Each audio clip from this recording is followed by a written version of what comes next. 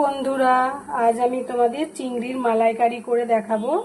গলদা চিংড়ি এই দেখো আমি ভেজে রেখে দিয়েছি। কড়াইয়ের মধ্যে তেল দিয়ে দিয়েছি আর দেব এতে গাওয়া ঘি 1 চামচ।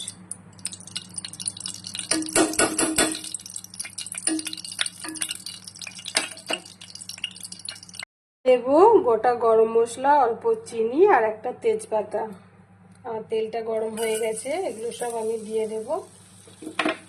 এবার এই তেলের মধ্যে আমি দেব পেঁয়াজ। এই পেঁয়াজগুলো হালকা ভেজে নেব, খুব বেশি ভাজবো না, কারণ খুব বেশি ভাজলে পুড়ে যাবে। হালকা করে একটু ভাজবো।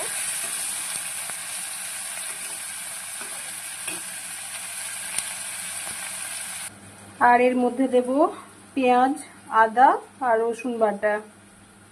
এই দেখো আমার পেঁয়াজ, আদা, রসুন পেস্ট করা হয়ে গেছে।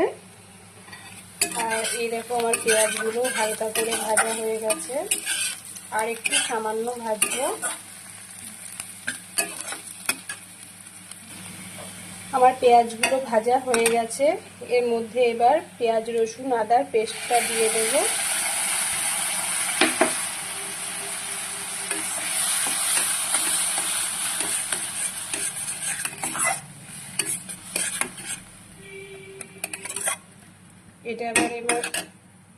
এটা আমি ভেজে নেব ভালো করে। এই দেখো আমার মশলাটা ভাজা হয়ে এসছে। এবার এর মধ্যে দেব আমি কাজু বাটা। এবার এর মধ্যে আমি দেব দই।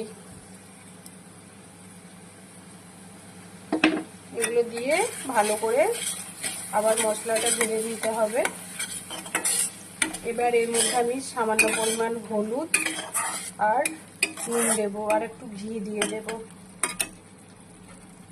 এর মধ্যে আমি হলুদ, লঙ্কা গুঁড়ো আর নুন দিয়েছি।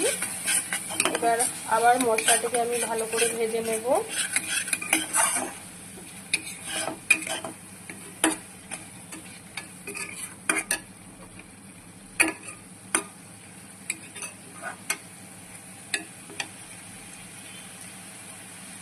এবার আমি এর মধ্যে দিয়ে দেব নারকেলের দুধ। নারকেলটা আমি মিক্সিতে পেস্ট করে নিয়েছিলাম, পেস্ট করে গরম জল দিয়ে দুধটা বের করে নিয়েছি। এটা আবার এর মধ্যে দিয়ে দেব। নারকেলের দুধটা দেওয়ার পর আমি ভালো করে আবার কষিয়ে নিয়েছি। এবার এতে আমি চিংড়ি মাছগুলো দিয়ে দেব। এর মধ্যে আমি ভেজে রাখা চিংড়ি মাছগুলো দিয়ে দিলাম। এবার এর মধ্যে আমি সামান্য পরিমাণ একটু জল দিয়ে দেব।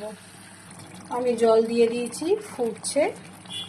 আর একটু মাখো মাখো হয়ে গেলে এর মধ্যে আমি আরও 3 চামচ ঘি দেব, আর দেব একটু মিষ্টি আর গরম মশলা। এই দেখো আমার হয়ে এসছে। আবার এর মধ্যে আমি 2-3 চামচ ঘি দিয়ে দেব, আর দেব গরম মশলা একটু। এই দেখো গরম মশলা একটু দিয়ে দিলাম। এই দেখো আমার গলদা চিংড়ির মালাইকারি রেডি হয়ে গেছে।